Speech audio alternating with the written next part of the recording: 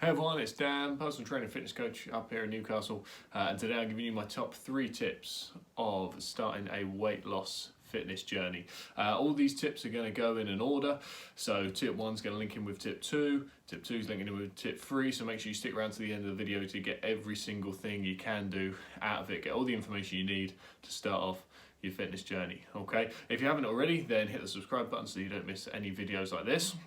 Also hit the like button as well.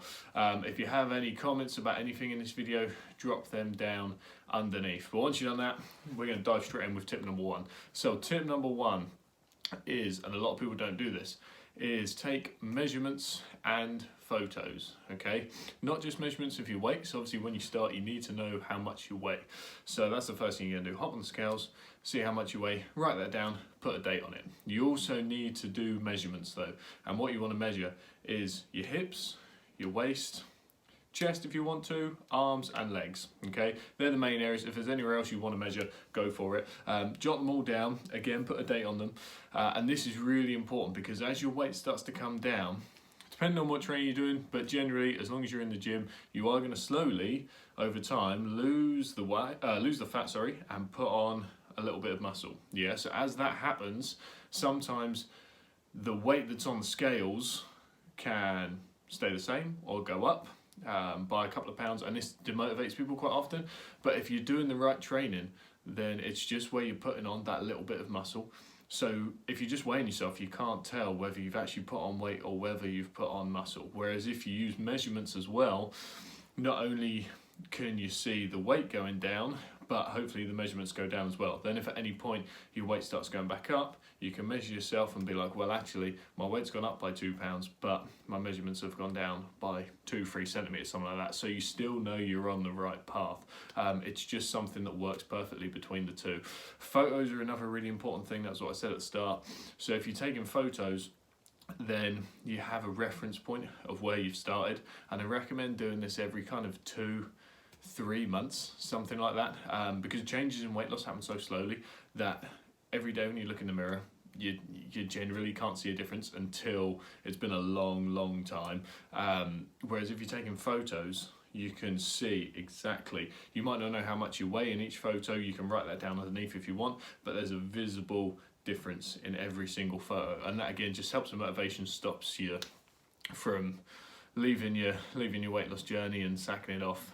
It's a really good motivator for you. So that's tip number 1. Okay, tip number 2 is set a realistic goal. Now this is one that a lot of people get wrong. They have a goal and it's unrealistic. I see it all the time. They come in the gym, you see a new face, you're going to say hello, find out what they're trying to do. I'm trying to lose weight.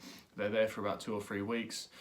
Start slowly losing motivation, then you might see them once every now and again, and then all of a sudden that's it, they just stop, they're not interested. And the reason that they've stopped is because they have an unrealistic goal. They've come in with the expectation of what they see on the internet and what they see on YouTube and Facebook and different things like that, of I'm gonna go in, I'm gonna lose a stone in 2 weeks, and then that'll be me sorted. It's as easy as that. Hate to break it to you, if you're watching this and you think that's how it works, unfortunately, it does not work like that. Yeah, so you need to set yourself a realistic goal, and how you do that is you take into account tip number 1. Okay, so you got your starting weight to begin with, yeah, and then underneath, I'll put it in the description, you want to find out the ideal weight for your height and age and everything like that. Okay, so I'll put a chart down, or I'll put a link down to a chart underneath in the description for that one. So then you can work out the weight that you should be for your body. Yeah, then you figure out the difference between your starting weight and your ideal weight, and then you work out how long that's going to take. I always work in pounds. You can do it in kilograms as well. Pounds, if you're going to do it in that, you want to aim for 1 to 2 pounds per week. Yeah, kilograms, about one kilogram a week, something like that. Maybe a little bit less for kilograms, but I'm normally doing pounds instead. So from there you can work out best case scenario, if you were to lose 2 pounds a week, how long it should take to get from where you are to where you need to be. Equally, do the same with 1 pound, because it's going to vary from week to week. You might go out to a party one week and then not lose as much weight, or things might just happen in life. So you need to give yourself a bit of a range there, so you're not just saying, right, in 3 months, I'm gonna be this weight, this is gonna happen. You need to give yourself a bit of a buffer, so you've got, again, a realistic expectation of what's gonna happen.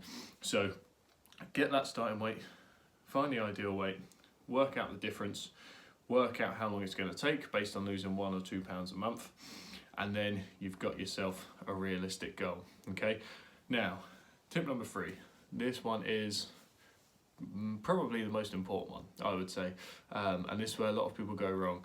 You want to think of changing your lifestyle over changing your weight, because this is a problem that a lot of people don't think they have, but if they want to lose weight, they have to recognize that it's a problem, and that's the first thing they need to try and tackle.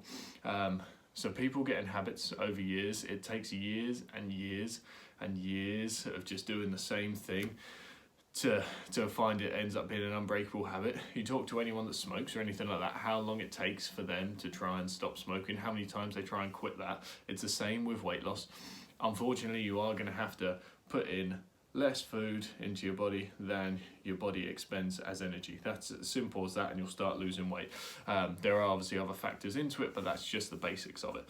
So if you're going out every weekend and drinking and eating kebabs and all the rest of it, and just eating all the stuff you know that you shouldn't be eating, then something is going to have to change, okay? And with breaking a habit, if you've been doing it for years, it's going to take a long time. So the best thing to do is do everything really gradually. If you know you go out every weekend, then still go out. Maybe just think about having a couple of drinks less than you normally would, and just really gradually take everything down. You don't want to be cutting something out straight away. In your head you want to do it, and you'll get to a certain point with willpower, but unfortunately willpower is not gonna cut it, it's not gonna do it. So you do need to do everything gradually, changing your lifestyle not only in your eating habits, but also in just day-to-day life. If you are working in an office and it has a lift, take the stairs, and when you go shopping, park miles away, park down the other end of the car park where no one parks. 1, you always get a space, and then 2, you're walking further. When you come out, if you just got your bags, you're carrying your bags a long way, you're just going to burn a few extra calories. It's nothing fantastic, but changing something as small as that and making different changes like that in your life is going to add up to a big effect further and further down the line. The amount of people that you see go in the gym, they'll go on the treadmill and walk for an hour, but people won't think of just going out for a walk outside. They don't think that's going to make them lose weight. It's totally wrong. You just need to be more active so you can expend a little bit more energy, and then you get to eat a little bit more food, as long as the food you eat is less than the energy that you expend. Yeah, so the main thing really is think about changing lifestyle. Think about getting a little bit more active. Think about absolute basics, like all the different guidelines that you hear all the time. You hear since you're a kid of 5 fruit and veg a day. If you don't eat any fruit and veg, perfect. First week, try and eat 1 piece of fruit and veg. Don't go as far as 5, because it's going to take a long time to build that up as a habit. Just have 1. Simple as that. Just say I'm going to have 1 apple a day for a week. Perfect. Then next week 2. And I know it sounds stupid, I know it sounds slow and tedious, but unfortunately weight loss is a long process. That's why they call it a weight loss journey. It's getting from point A to point B. That's why it takes so long. So make sure that you are thinking about changing lifestyles rather than changing your weight. Okay, so those are my top 3 tips. Make sure you do them all in order. They'll all help link on one to the other. If you do have any other questions about it, then do put it down in the comment section below, or drop me an email. If there's another video like this, or you did enjoy it, then do hit the like button, and subscribe like I said at the start, okay?